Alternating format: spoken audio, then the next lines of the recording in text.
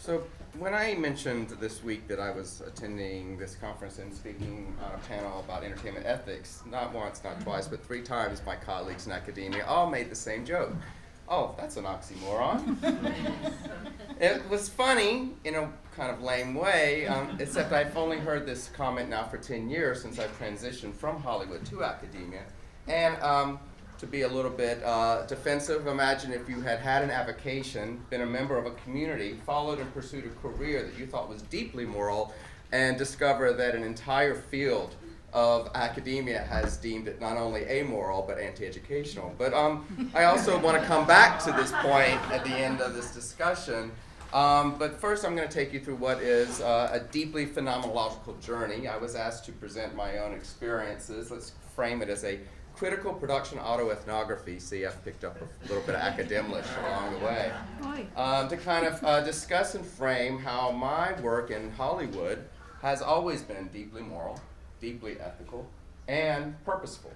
All good stories start with a little prelude. I should say that I was a precociously strange child. I grew up in a home that was, my mother was conservative Jewish, and my father was Southern Baptist evangelical. And I heard stories, moral storytelling, 7 days a week. Churches, temples, Hebrew school, and in the home. And although religion took on its own unique connotation for me, storytelling and morality were always deeply intertwined. So on top of that, I also grew up in the South during the height of the Civil Rights Movement. And I got exposed to what we call message movies in the classroom, particularly movies that dealt with race. I was blown away by the autobiography of Miss Jane Pittman and Brian's Song and Roots. And even when I watch these films today, although creaky and a little dry, they still move me in deeply affective ways. Play 3 notes of the theme song from Brian's Song and you're likely to see me break into tears. All right, the quintessential male weepy of all time. But I also gravitated to films that dealt with social justice, rather, again, very precociously. I was extremely politically aware. My parents would force me to go out and play and stop watching Watergate. But as I came to understand that there was something different about me in terms of my sexual orientation, although I didn't come out until later in college, I also gravitated to stories that attempted to share aspects and reveal and reflect on what it was to be gay, particularly at the height of the AIDS crisis in the 80s and 90s. So I came to Hollywood to teach. There are 3 good reasons to come to Hollywood. I chose the 4th. But what I discovered in Hollywood was actually a whole community of people who shared my sensibility, who came maybe not with the same types of diversity, although I ran into a lot of gays and Jews in Hollywood, and a lot of white men. But I also found a great deal of ideological solidarity around the purpose and goal of why we were here in the first place, and a knowledge and a deep understanding of the power of storytelling, both in a Platonic way and what an American Indian tribe said, he who tells the story controls the power, right? I started off in the feature film world, but really quickly understood that it was the TV movie world that I had not only grown up watching, but was where the kinds of stories that I wanted to tell, the culturally sensitive, the social issue topics, the literary adaptations, the historical docudramas were being told. In many ways, the TV movie space had become not only a liminal space between what you could see in series television of cops and doctors and sitcoms and soap operas, or what you could even see over on the news networks, which didn't exist at the time. What you got was 15 to 30 minutes of evening news a night and maybe a news magazine here or there. But it was also a response to the rise of Death Stars and Angry Sharks that were playing in your multiplex, right? And so over the course of my career, I made movies for these places, and I also was the executive in charge of movies at these networks. And as Diane mentioned, I've done over 30 TV movies and miniseries and series, a lot of European co-productions as well as original American content, starting from page 1 conceptual work to acquiring projects in post-production, and got nominated. All right, so in my most successful movie. All right, so in my most recent project before I went full tilt into academia and went and got a PhD and have now become much more focused on my academic career, was a movie called Girl Fight, which was one could frame it as a rip from the headline sensational story, but for us was in fact another social issue drama based on the true story, one of many of this phenomenon of young girls beating the crap out of each other, putting it on YouTube and becoming even more popular as a result. The network initially scoffed when we mentioned this to them until 3 more incidents occurred within the span of 6 months, and they called us back and said, tell the story. What I would also mention is that we told the story, and then the film was submitted to 28,000 schools around the country for free, as were most of the projects that I produced in my career, with a curriculum discussion guide developed by the NCTA, which was about media literacy, not only targeting to students, but for parents. So in fact, I had achieved what this precocious 9-year-old had strived to do when he walked out of his classroom, turned to his best friend and said, I want to go to Hollywood to tell stories like that.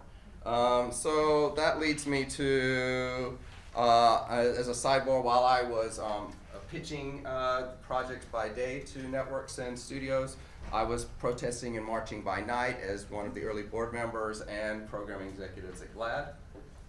That's a conflict of interest, certainly. And then I've now gone on to develop an academic career, master's at NYU, college degree, PhD at UCLA in education, and then my dissertation gave me the opportunity to actually go out and confirm that I wasn't alone in this kind of experience. I conducted a production study account of the cultural and pedagogical history of LGBT-themed television movies going all the way back to 1972, for which I counted not only over 100 of these properties, but I then went and interviewed the executives and the producers and the directors and the writers who championed these projects, in which I discovered, just like me, they shared the same moral, intentional, ethical design behind why they were trying to tell these stories, even when they knew the network would lose millions in revenue, not only from a backlash from the religious right, conservative right, risk their standing in terms of their political economy, but also, much to my dismay, a tremendous amount of backlash from the gay community,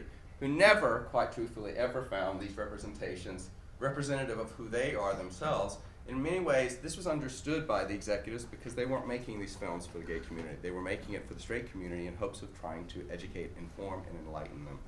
So this was very gratifying to discover actual empirical work to support that I was not the outlier in this regard. Now, as you know, I teach here at USC in comm management, and for the last 3 years I've been conducting research around a new proto-industry we're calling social media entertainment, the rise of these online, native, entrepreneurial, social media creators working across YouTube, Facebook, Snapchat, Vine, Instagram, Weibo, Douyu, etc., generating not only commercial value, but deep, profound cultural value. So this first book will come out next year from NYU Press, second book the year after, the third we're working on now.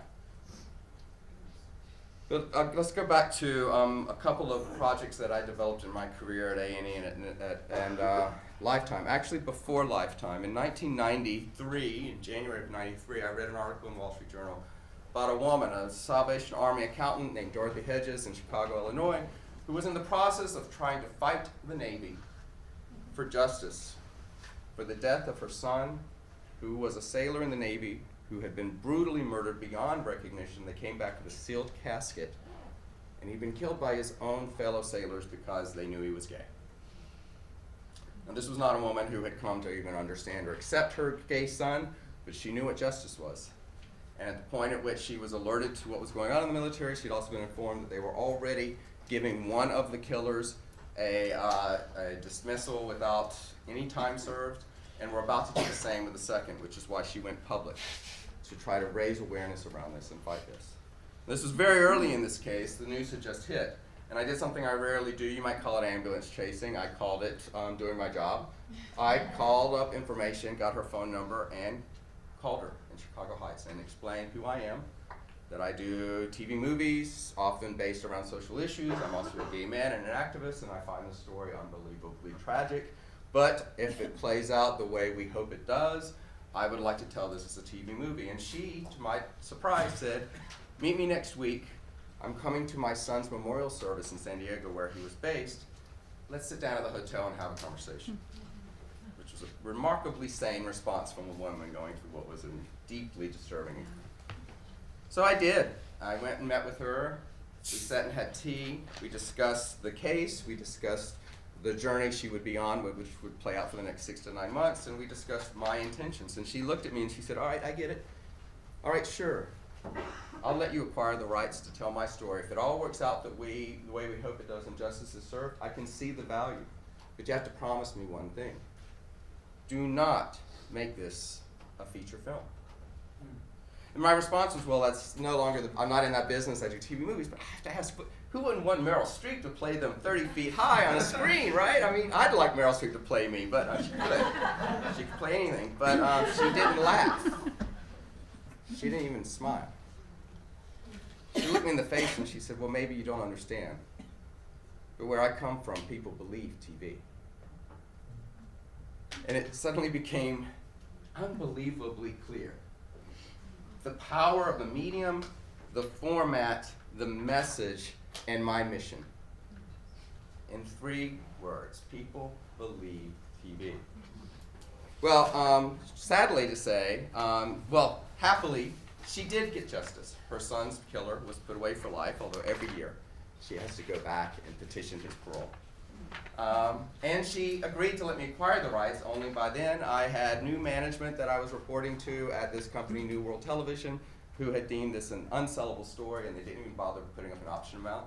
And I had to call her and say, I'm very sorry, Dorothy, I cannot tell your story. 2 years later, I became an executive at Lifetime. I get a phone call from a producer. He says, hi, my name's Jack Grossbart. I have this story. It's about a woman named Dorothy Hedges. I said, Jack, I'm running into a staff meeting. I'll call you right back. In the staff meeting, I pitched and sold the project. My head of the network turned to me and said, call Jack back, tell him we're rushing this into development and production. It'll be on next year in our most important time slot. I called him back. I gave him the news, to which he responded, I didn't even pitch the story. I said, please let Dorothy know I'm her network executive. The story went on to get told. Whoops, I did have a misspelling. Sorry about that. By the way, and it aired at the very height of the Don't Ask, Don't Tell discussion. It became Any Mother's Son with Bonnie Bedelia. It was the 2nd highest rated program in the history of Lifetime at that moment. It went on to get nominated for Emmys, but more importantly and more interestingly, it got nominated for and won the GLAAD Award. And Dorothy, actually, I was invited to attend the awards, typically just the producers themselves, but as the network executive, as friends, they invited me. They said, come on, we have an extra seat. And Dorothy stood up and she said, if I had my druthers, I wouldn't be accepting this award for this film. My son would be alive. That said, I have to say thank you, first and foremost, to David Craig, who came to me and said, your son's life has meaning. And I have to thank him for encouraging me to agree to do this project, which I hope will go on to have greater meaning and explain my story to a much larger audience, so that this sort of thing will never happen again. As you can only imagine, I was a puddle on the floor. Over the course of my activist career, one of the key concerns I've been invested in is around marriage equality. As an executive at Lifetime, I kept getting pitched projects around 2004. Various small anecdotal provincial accounts of people fighting on behalf of marriage equality, the Boston case, a small town in New York City, San Francisco, blah, blah, blah. And I went to my colleague, by the way, my boss, who was conservative, right-wing, very deeply religious woman who also passionately believed in marriage equality. And I said, some producer just pitched me another one of these marriage equality projects, but I just don't think they figured out how to nail it. Although if you think about it, he kind of made it sound like Liz Estrada. How many of you remember Liz Estrada? Great classic play from Aristophanes about women who go on strike to fight or stop having sex with men to get them to stop going to war. And she said, well, that's not going to really work because that's what the conservatives want you to do, stop having sex. But what if gays went on strike? And we laughed and we joked and we thought it was so funny. And then we sold it to the network. And then we sold it out here to producers and writers to go and tell the story. They called it, it's like A Day Without a Mexican. And we're like, okay, sure. It's kind of like the West Coast version of Liz Estrada. We found what's interesting about the way the story got told is that we had originally created a completely fictional account told from the point of view of a gay man whose brother rejects him and his partner, who works for a politician, and comes out against gay marriage. That's my 15 minutes. I'm already running over. Sorry. You got a lot more to say? We ended up not being able to get a gay screenwriter on the project after pitching, I think, every single one in town that we knew of. But we had a conservative Republican screenwriter whose agent would not stop calling and said, he's got the take, he wants to do this, he knows how to tell this story. And for lack of any other option, we hired him. And he did have a strong take, but halfway through the development process, he called us up and said, I can't tell the story from the gay men's point of view. Because that's not who the audience is you're most trying to reach with the story. It's got to be about the brother, the straight brother coming around to understand and value and respect his brother's point of view. And so we switched out the story and made it about a straight guy getting married to the daughter of a governor, who works for the governor and writes the governor's speech against gay marriage, while his gay brother, who's actually the marriage planner, goes on strike. And it spreads across the country. It was a comedy, it was a satire, called Wedding Wars, right? Our original title, which I really wish we'd gone with, was going to be Pride and Groom. Unfortunately, the movie got produced, and then before it aired, my colleague and I both left the company, left the network, and it got orphaned, as projects often do. The marketing team wasn't as fully enthusiastic as we were, and pretty much tailored all marketing to the gay community, who, yet again, weren't particularly enthusiastic because they thought it was kind of campy and silly and stupid. But it's gone on to have another life online, and I routinely see copies of it on YouTube, and I also see lots of commentary about it. Here's the god-awful trailer if it works. The promo was all of 15 seconds. Let's see if it even plays. Oh, better yet, it's not playing, so that's even better. All right. Is it gone? It's there, it's just not playing. Sorry guys, it was embedded. I don't know what's happening today. We're having a ghost in the machine. Anyway, this is a moment for me to also mention that my colleague at Arizona State, Jody Annenberg, has just come out with a book about LGBTQ media professionals championing and fighting for and creating content in film and television, which I encourage everyone to take a look at if you have any interest in this particular area. But now I want to take you on a brief detour to say that something quite bizarre happened. Remember the Day Without Mexican? Which was originally a a bona fide protest rally that happened downtown around undocumented immigrants who were fighting for recognition and threatening to go on strike for a day, right? And they all went and rallied downtown in LA and around all over the West Coast. And then it later became actually a feature film produced in Mexico, a satirical comedy. Well, after Prop 8, I did the inverse. I went on Facebook, pissed off and angry that we had this unbelievable leader ascend from unbelievable sites to the White House, and me and my best friends were going to have our rights to marriage equality taken away here in the state of California. So I went on this new thing called Facebook and launched a one-day protest called A Day Without Gays. Didn't know anything about the platform, didn't know how it worked, had never heard the word algorithms. I thought it was a dance move. But somehow wound up 4 weeks later with 1 million impressions, over 500,000 people who responded yes or maybe, 210,000 said no. But what was really fascinating to me were the 20,000 wall posts that occurred underneath, where a real-time civics lesson occurred, where anytime someone came in and posted anything, let's say negative, hostile, homophobic, there was a swarm effect of a global community from all over coming in and saying, oh no, that's not going to play here. Let us explain why we believe what we do. Because here in Facebook, people believe Facebook, right? And what they did was we had conversations about the Bible, the Torah. We had conversations about the Constitution.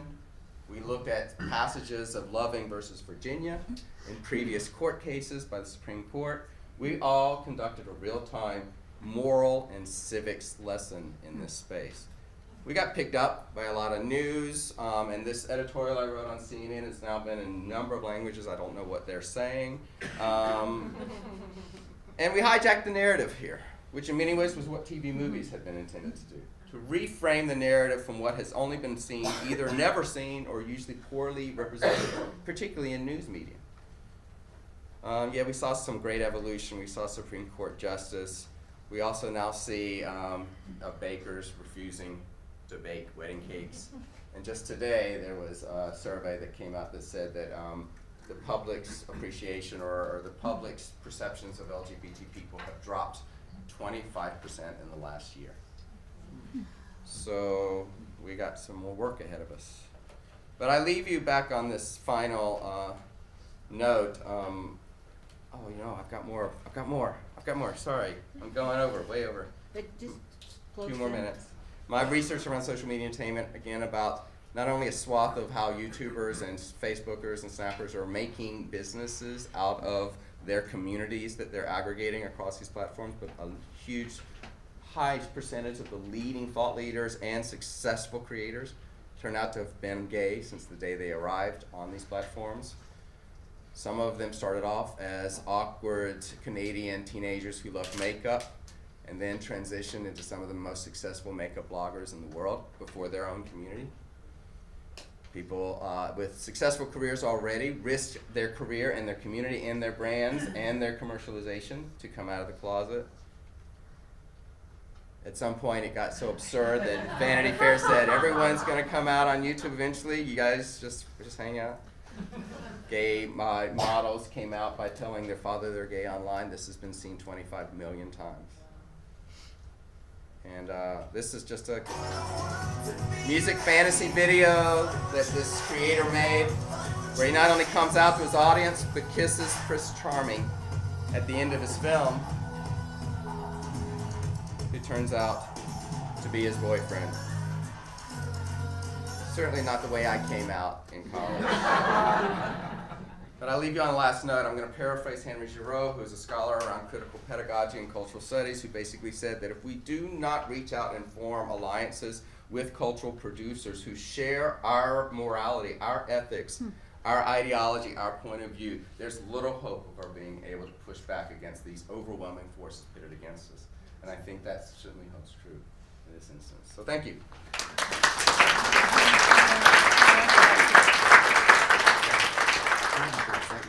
Yeah. Right. Go back. How do you go back? Right there. Technical. Yes. Cool. We got it. I'm a Mac girl, and this is a. Thanks, David. I'll time too, although I'll be much quicker. So I'm over here as a producer and a director of documentary films, following a big shot television feature film guy. But I was thinking about it, but I was looking at his very fancy graphics, and he has a whole design team right at Lifetime and the networks. I'm realizing there's actually not that much of a difference between feature films and television. I'm going to say feature, but we're talking about television and documentaries, except he gets a few more zeros after in his budget. And I would say there's one other really big difference, and it's this: in feature films, the director is God. And in documentary films, God is the director. Does anyone, I know you know, does anyone know who said that? It's sort of like been a guiding light for me. Can anyone guess? It's actually Alfred Hitchcock. And I gotta tell you, it sustained me through the years on shoots where my character, and when I say character, it's like a real person who's acting as a character in the film, kind of forgets to show up. Or the scene that we have with the sunrise coming up over the synagogue that we've spent 4 days trying to line up, and suddenly there's like a wasp nest, and the wasps are not going to leave the shot. And that's what I have to remember. God is the director. I'm only doing my part. So it is a very different realm. And you might think that a lot of people get in, and you might not know this, but a lot of folks who are in the documentary world are sort of secretly hoping to transition into doing feature films on television or in the theater. I am not one of those people. I actually have no desire to do that. Although when I listened to Joy and watched her dialogue this morning, and realizing what you can do when you create a dialogue, and the things you can do when you can script what your characters are saying, rather than relying and hoping that they will speak to something you're hoping to get to, I got a little jealous. But I really don't have any desire, and I never have, to get into feature films. In fact, I came from a very different world, a world in which I know many of you from in former RNA days, and that's the world of being a news reporter, and specifically covering religion. I spent many a year working and for CNN and then ABC News. And my final post was covering religion, education, and culture for ABC News and Nightline. And I was speaking the other day to some journalists, and I mentioned Peter Jennings, who was like, if you told me in college I'd be working for Peter Jennings, I would have, I would never have believed it. And they just gave me this like blank look, and I thought, you know what, that's just a cultural reference. They didn't know, they're journalism students, but they had no idea who that was, so I don't think I can drop that. People under a certain age anymore, doesn't get me anywhere. But I kind of knew it was time to leave the network when my stories, which I think were pretty important stories about religion, particularly at a show like Nightline, which was one of the places that I'd always wanted to work, when the time I had allotted to do those stories was truncated. It went from 15 minutes to 12 minutes to 8 minutes to 4 minutes. And a lot of times that happened in 2 hours before air. Can you take your 8-minute story and chop it down to a 4-minute story, because we've got to insert something else. So that was sort of my big clear sign that it was time to try something else. And I really decided that documentaries have become what I think the evening network news broadcasts used to be. And that is really a place where notions of truth can be explored in a way that I just don't see the opportunities being there anymore in the network news model. When I was producing at ABC, people would frequently ask me, hey, what's your story going to be on the broadcast tonight, or what are you working on for the weekend, or what's the series you're doing? And it was always fairly easy to answer, because most of my stories had a who, a what, a where, a why, you know, all the basics in them. And I'd like to think they were more nuanced and subtle, but I could always kind of answer the who, what, where, why, and when. And now folks are always asking me, oh, well, what kind of documentaries do you make? And I hate that question, because it's not really about what kind you make, and I haven't really synthesized how to explain it well, because those aren't the questions that I need to, nor do I answer anymore. So the best that I've come up with is, I'm attracted to stories at I would call them the intersection/collision of faith and culture. And that's the best way I can explain it. You know, one of the nastier digs that you can make, even unintentionally, to a director or a producer of a film is that their work is on the nose. Because the real power, I think, in film is in the subtext, not in the sort of straight ahead approach. And it was fascinating when you're talking about message movies, and I'd love, maybe we can unpack this a little more, such a different notion and definition of, when I hear message movies, particularly faith-based, I just go, ooh, because I think there's such a very specific idea of what a message movie is, and it's usually right on the nose with no subtext. So I thought that was great. I was thinking about it a little differently when you said that. But I think documentaries are akin to features in that I think the most powerful ones really anchor themselves in story and in character. And the challenge is you don't get to script what your characters say, the way we saw in the fantastic clips that we saw this morning with Joy. And I'm now able to do so much more than answer those who, what, where, why, when questions. And I think the biggest shift that I've made as a filmmaker as opposed to a journalist is that I occasionally must bring my own perspective in much as David was saying, kind of being an advocate, but not quite at the advocacy level. I think I was in journalism too long to do that. But bringing my own perspective to stories in the way that I didn't do as a journalist. And this became really apparent to me when we were recording the scratch track for the film Diane mentioned called Sold. It's about 3 modern-day abolitionists, a Hindu, a Muslim, and a Christian. And so I had asked a friend of mine who was a radio reporter for NPR to come in and do the scratch track, which is what you use to edit when you're doing the rough cut. The final narration in the film was actually done by the director Mira Nair. But so I had asked her to do the scratch track for us and for free, so you kind of can't expect too much from folks. But the line, she got to a certain line in the narration, which I had thought about for a long time when I wrote it, and the line was, fighting this colossal evil requires fortitude and faith. And she kind of stopped and she stepped out of the recording booth and she said, you know, I don't really feel comfortable calling something evil. And it was just this moment, and I thought, I totally get that, because that is never a word I could have or would have or should have used in my previous incarnation as a journalist. But having spent the last year filming in India, Pakistan, and West Africa with my 3 abolitionists, each of whom are motivated by their different faiths, I was so clear that if you cannot label and call the selling of children evil, then I don't know what evil is. But it was just like, gosh, I can and I should do that sometimes now, and that was something that for so long you don't do as a journalist. In my previous medium, and I think in stories about faith in journalism, the focus, and I think Joy, she stole all my best stuff this morning, but when she was talking about conflict, so often those of us who've covered religion, it's about that external conflict, right? It's the members of one faith group or one tribe who are, massacring the other group, or it's about a denominational conflict, or it's about a legal challenge to a religious practice. You just saw up here with what David was talking about with the cake maker. And all those stories are super important, but I think what I love most about now being a filmmaker is that the stories that I find, or more often they find me, I'm dwelling much more on the internal facets of faith. And there may still be a conflict, but it's much more likely to be a conflict within one soul or one family, rather than this sort of communal global, which I did for so long. And why I kind of love that is because I think when it's done well, instead of inducing another case of compassion fatigue, which I think almost all of us have in one way or another, because we've heard so many stories of conflict that are sad and no sense of transformation, redemption, or hope. I think if it's a well-told documentary, you can take the viewer away from the center of his or her own kind of self-preoccupation, and then have a new focus on others. And what I mean by that is empathy. And I think you can get to empathy, and that's the best thing I want to do in a film. Because I think once you get to empathy, then I think you can get to justice, and you can get to a conversation about fairness.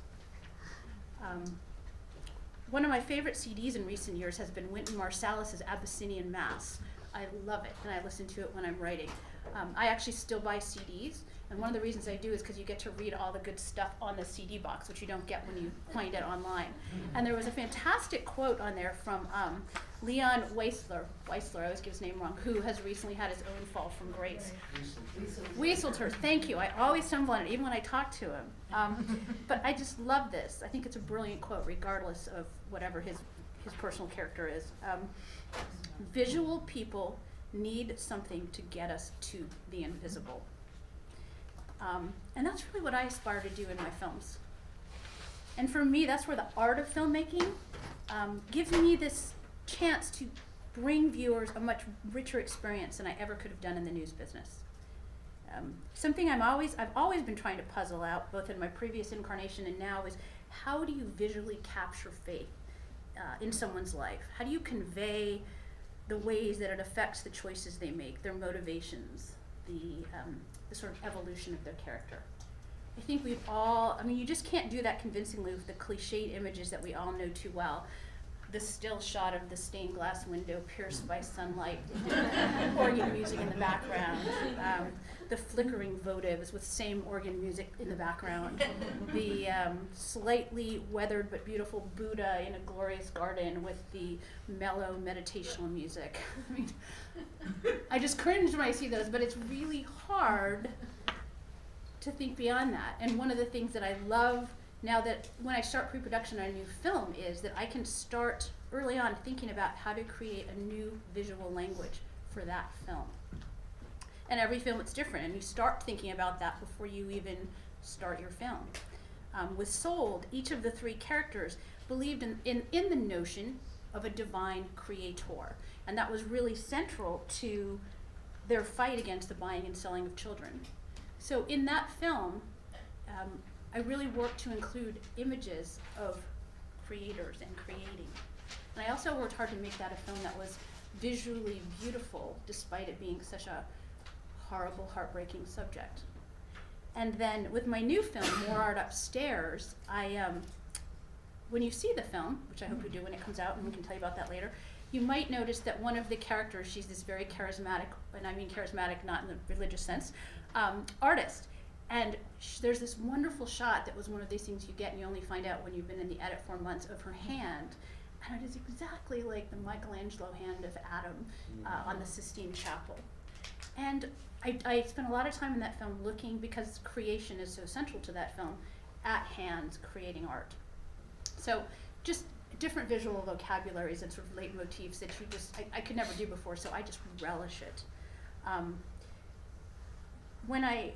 What interested me with this film, and I'm just going to show you a quick clip of it, is kind of this divide between people who believe art should be beautiful and should have something to say about who we are, and folks more sort of, I would call them the culturati, who argue that beauty really doesn't have a place in the art world anymore, that it's kind of the handmaiden of privilege, and artists no longer have any obligation to point us to something outside of ourselves. And there's so many fascinating parallels to me between that conversation about beauty and about faith. But you can get only so far in a film, and so I wanted to make a film that people would enjoy seeing and would spark the conversations about it. So you won't necessarily get a sense of that in this short clip, because when you do a tease, you want people to come see your film. And so in a minute and a half, what I focused on, and this was really more the competitive aspect of it. So what I do is I thought I'd just close now with a little sense of this little clip of the film that's coming out, and then we can talk about it more or anything else, because I'm far more interested in hearing what you want to talk about than me continuing to presume I know. So let's see if I can make this go forward. Yes. You guys can come in and look at this closer. I'm the artist that did this big wall drawing. It's charcoal fingerprints directly on the wall.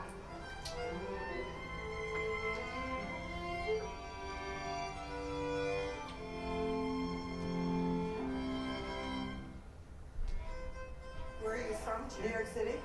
Oh, how fabulous. This is great. We could say it's just people, they don't know anything about art, but all I know is they're human beings, and they are looking back at me in throngs, like this. So this is, if you haven't heard history yet, this is my fingerprints directly on the wall, charcoal. We're impressed. It's beautiful. The snow falling and the changing of the colors, you can really see it. I love the trunk because it looks so real and alive. These leaves on these Christmas ornaments, it sparkles, but when you get close, it's clearly cheap Chinese-made Christmas ornaments. I don't like this, but I want to figure out what it's doing, why there's hundreds of people mobbing it every day. Don't use your vocal cords, just use your lungs. Use my vocal cords.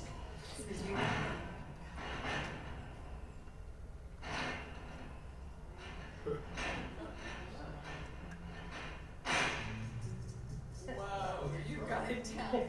So her vibrations now are being left on the table for the marking of the plates, and her vibrations are different than your vibrations. If I win, I'm gonna be so excited. I have no idea what's gonna happen because I can already picture that I've lost to the rock guy. Folks in me, and I wanna win now. There's something very exciting about all of these artists coming here with their work to be seen by the public. It's a completely different model. There is very provincial, crafty, folky, kitschy stuff that's like aggressively provincial and crafty and folky. Consistent alongside really great cutting-edge contemporary art. It can't work without the prize, and it can't work without the vote. You get to pick the winner. The public vote is just like, I've been doing this 7 years, and it's gotten no less crazy.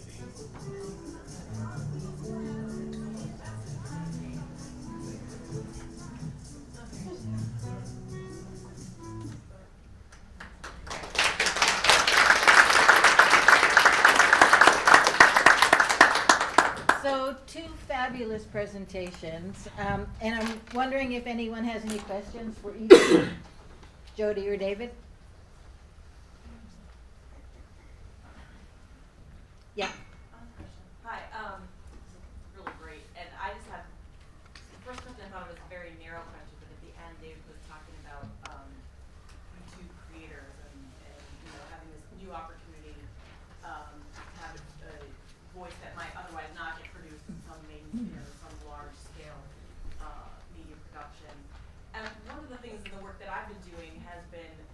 to examine financially, how does a creator from a less heard community make their living on YouTube? Like, what are the financial mechanisms that work to either permit or block somebody who's got a story to tell that might not normally be seen on mainstream network TV? Can they actually make their living there? Like, what are the ways that the financial structures work to either permit them to make their living serving their own audience, serving their own community, even if it's a smaller subset of the whole U.S. market? Or are there ways that, for example, YouTube compensation really means that they have to do something else in order to make their living, that just creating this content on YouTube is not really going to compensate them? I know it's a really narrow question, but I've been thinking just structurally, like, how do we create resources where different types of media can be funded and artists can thrive by earning their living on these new outlets? You can't just say, buy my book. So over the course of doing over 170 interviews in 9 different markets over the last 3 years, it may come as a bit of a surprise. Having conducted about 170 interviews in 9 markets over the last 3 years, really quite tired, I want to lay down.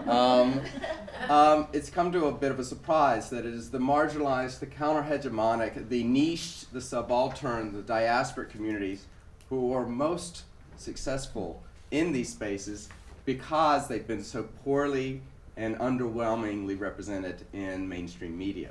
So in the US, Asian Americans and LGBTQ teenagers have dominated in this space. And in other cultures, we saw, for example, a story of Indian housewives in rural communities making more money than anyone else in their community, sharing their cooking recipes online for global food cultures, and now getting sponsored by an overwhelming array of Indian food brands. Or let's say the Warlpiri tribe in Yundamu, Australia, who are now creating content based on their own pop renditions through their Aboriginal style on their own channel IndigiTube, which is associated with Warlpiri Media. Or, for example, the South African creators who are desperate to create a pan-African kind of context that isn't po-ho, as in post-Hollywood, but rather po-no, post-Nollywood, because they're tired of seeing their lives in Southern Africa being depicted solely through the lens of Nigerian media. So, in fact, we've seen an over-indexing of those subcultures in marginalized communities. Now, how do they make money? The predominant interest has been around understanding the way in which platforms remunerate these creators. That has never been the core value proposition. Rather, what these communities have been able to do, or creators have been able to do, is harness their communities across multiple platforms and convert them into multiple revenue streams. So in addition to programmatic advertising on YouTube, which is the only one to offer currently partnership deals, you can do virtual goods deals over on Twitch. You can do e-commerce plays if you have an eBay store. You can also do influencer marketing by doing branded content. You also get paid to do fees for live appearances, performances, mainstream media. The number one best-selling category of books last year were written by creators. Teenagers doing their memoirs, which I would figure would fit. But their communities were so adamant about supporting the sort of community that they have fostered that represented their values, their interests, and their identities, that their communities are willing to subsidize, sponsor, support, fund, and nourish and promote that work. So in fact, we're seeing these communities do very, very well in this space, which is completely upending the traditional media models. Wait, can I follow that up? So you mean like a poor Indian woman in the country? Yes. How does she even know how to do this? Yeah. Everyone now, they never could afford television or cable. They barely had radio in their homes. They certainly didn't go to movie theaters. Right. But now they all have these. So they're doing it all mobile. Yeah. Just like the women in China who are all migrated to the city to work in service industries, pretty much abandoning the vast swath of rural Chinese men who never have little to no chance of ever meeting or falling in love with someone, but who are now willing to spend every night on their mobile phone with engaging in virtual telepresence and intimacy with their live streaming girlfriends, who in exchange for virtual roses will call out and say, "Hey, I appreciate it. Thanks for joining me here tonight." We're seeing radically different ways in which communities are organizing and commercializing their own forms of cultural production in this space. We think has the potential to do far more progressive work, certainly more moral and ethical work, than is typically captured, I'm sorry to say, by journalism and news accounts of the Paul brothers and the PewDiePies, which, by the way, are then perpetuated in the fields of critical and cultural and media studies, who have only got the frameworks to critique and, in many ways, I think, vilify this kind of work, which is why we do not have a field called advocacy studies. I consider myself an agnostic around these things, as I am in almost everything. I'm angry agnostic because I wish I knew the answers. But in this regard, I do know this. If it's a kind of academic malfeasance if we aren't also making note of the progressive work that is being conducted by these global microcultures who are engaging in their own forms of cultural diplomacy, pedagogy, and in many ways interventionism and activism. Great tip, that's great. Was that a book you said? Yes, NYU Press next year in February. But these all seem so commercial. What's an example of a progressive one? Well, sure. Huda Beauty is one of the biggest Emirati-based Dubai beauty makeup brand creators who's got a huge number of channels on Instagram that are in the millions of followers, which is why she then turned around and launched her own makeup line for darker-skinned women who have never had a makeup line created for them and are now selling out in 8 minutes in Australia.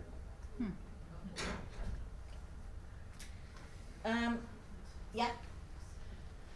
I have had the experience where someone will take a story such as The Mother and write 3,000 pages of reality and then just throw it away because they need this story, they need to put it on film. And the transition from the nonfiction, it's almost transition from nonfiction to fiction when you change it from, well, like you take a book and the book becomes a film, and maybe it's a true story, but then it becomes a film. Well, how did you experience the difference between the reality and becoming a film in terms of changing it to almost a fiction? You know, because films are almost. So this panel is about from nonfiction to fiction. I actually don't parse. Then we went back Yeah, again. we went back again. I don't make those distinctions. I consider it storytelling. And whoever told the story, whether it's a journalist or they themselves, or someone adapting it for a visual medium where invariably you have to tell the story from analog and text-driven to a visual, narratively driven, co-opting many with the cinematic styles and mimetic qualities that film provides, that there's no way to have an identical parallel transition that accommodates that. So yes, you can go with an inspired by or an adaptation, but fundamentally it's all storytelling, whether you're a historian, a journalist, or a filmmaker, or a documentarian. Do you write the real fiction first and then you get a story person? No, what we do is we go and we mine the story for everything we can possibly find and see where a narrative organically appears that lends itself to, in features, a 3-act structure, in television, a 9-act structure, for which there can be cliffhangers and beats that will compel people to come back after their commercial break. I don't think there's actually one trajectory for such things. I mean, right now the top documentary at Sundance, which was made by some friends of mine, was called Step. If you see, it's quite. I think it's on Delta now, but that was a documentary about this Step team in Baltimore in the time 2 years ago when everything was going on with the violence there. It's extraordinary, but it sparked a bidding war, and one of the reasons it did was because some savvy producers saw the great potential there to do both a feature film and a Broadway play. So starting from a documentary and going in that direction, I've just optioned a book about the literary lives of the Inklings, which I want to make into a series, which I think I'll start off doing a documentary, but I think it has tremendous potential as a feature series. So I think the ordering is just kind of, it's like almost everything else now. It's not anarchic, but there's definitely a different, there's not one particular path to get there. Sherry? Thank you both so much for these incredible presentations, completely inspired by it. I'm wondering what you both think about these new so-called short formats, like 5-minute formats, or Facebook and TV programming there. Like, is there anything that you want to say in terms of narrative and condensed formats that people are saying are the next wave of storytelling?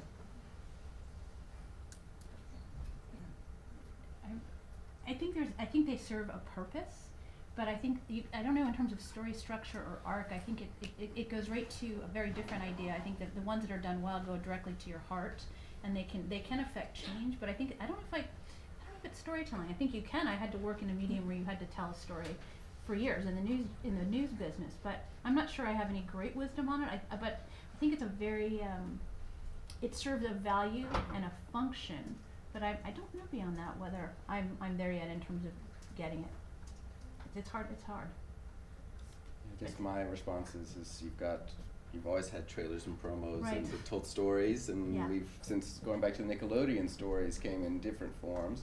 But at the same time, we've got the short form happening over on the web series side. You've got docudramas that are going for 8, 10, 12 hours on television, sometimes a little longer than they need to be, but rooted in a beginning, middle, and end that spanned out episodically over weeks, if not months at times. So I think, quite truthfully, we're living in the age of distribution and content abundance, where any and all formats are seen as desperately needed to try to break up and distract and offer something different and new. Which is, it's wonderful on the storytelling front. It's not so good when you're trying to sell your film and get any kind of money for it. We are living in an age, I think, of documentaries, and I'm on the board and jury of the Social Impact Media Awards, where I watch and evaluate over 40 documentaries every year, and the breadth and the ability and the storytelling capacities of documentary filmmakers have grown leaps and bounds, including integrations of virtual reality, animation, visual effects, first-person narratives, archival footage like we've never had before, just new forms of storytelling, all rooted in and around what is the affective and the personal. I think documentaries today are where sort of new wave cinema was in the 60s. There's so much experimentation, and the old school sort of 70s, you know, the scholar standing in front of a historic building with classical music behind him droning on. While those are useful and interesting, it's just so far beyond that. And frankly, I did my first film and it was narrated, and since then there's so many more interesting things you can do than have a narrated film. And purely anecdotally, my students only watch documentaries, Yes. in part because they don't have cable or satellite, so they can't get the Kardashians. But they don't care for the Kardashians, and more importantly, the platforms that they do have curate and recommend other documentaries. If they watched one, they may gravitate to another, and they get hooked. So there's a new generation that have come to really, really gravitate. They're desperate for the sort of agency and authenticity and truth-telling that you described. Truth-telling, and I think this notion of who you trust. I think there's, you know, I don't think this is the place to have a conversation about fake news. I hope, I pray. But the notion of trust and credibility, I think there's been an interesting transference there in what, particularly folks in their 20s, what they think of as truth. And within films, it can be a little tricky because you are with a film, just like in television, you're seeing a edited version of, and you're seeing the vision of the person who created it. So it isn't, there are still a lot of decisions made, but that notion of truth, to me, that's kind of why I said that. I think it's very much now much more in documentaries than in broadcast television. This has been an amazingly fabulous panel.